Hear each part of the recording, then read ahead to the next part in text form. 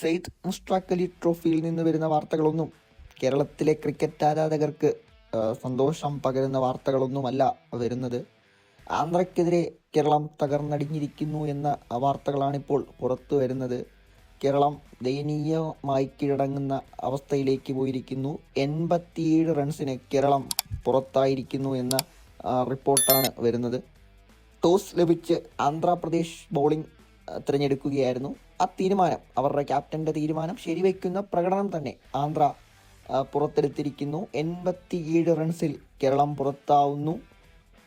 സഞ്ജു സാംസൺ അടക്കമുള്ള കേരളത്തിൻ്റെ മുൻനിര ബാറ്റർമാർക്കെല്ലാം ഇന്ന് മികച്ച പ്രകടനം കാഴ്ചവെക്കാൻ സാധിച്ചില്ല. എല്ലാവരും വേഗം തന്നെ കൂടാരം കയറിയിരിക്കുന്നു. ക്യാപ്റ്റൻ സഞ്ജു സാംസൺ, രോഹൻ കുന്നുമ്മൽ, മുഹമ്മദ് അസറുദ്ദീൻ, സൽമാൻ നിസാർ അടക്കമുള്ള കേരളത്തിൻ്റെ മികച്ച ബാറ്റർമാരൊക്കെ ഒന്നും ഇന്ന് കളം നിറയാൻ സാധിച്ചില്ല.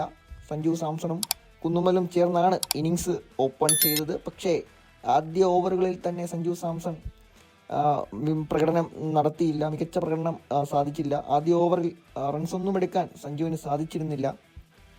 4-ാം ഓവറിലെ 2-ാം പന്തിൽ രോഹൻ കുന്നുമ്മലാണ് ആദ്യം നഷ്ടമാവുന്നത്. 9 റൺസിലാണ് രോഹൻ്റെ വിക്കറ്റ് പോയത്. പിന്നാലെ തന്നെ സഞ്ജു സാംസണും പോയി. 12 പന്തിൽ 7 റൺസുമായി സഞ്ജുവും പുറത്തായി. 2-ാം പന്തിൽ, ആ ഓവറിലെ 2-ാം പന്തിൽ തന്നെ മുഹമ്മദ് അസറുദ്ദീൻ റൺസ് ഒന്നും എടുക്കാതെ കൂടാരത്തിലേക്ക് മടങ്ങിയിരിക്കുന്നു.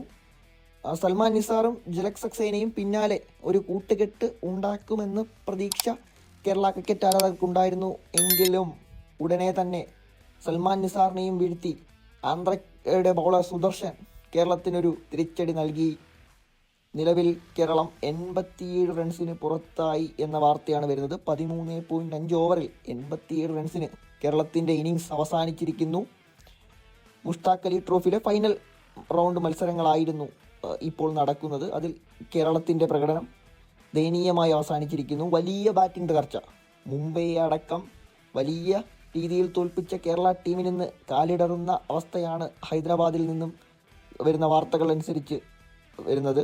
87 റൺസിന് കേരളം പുറത്തായിരിക്കുന്നു.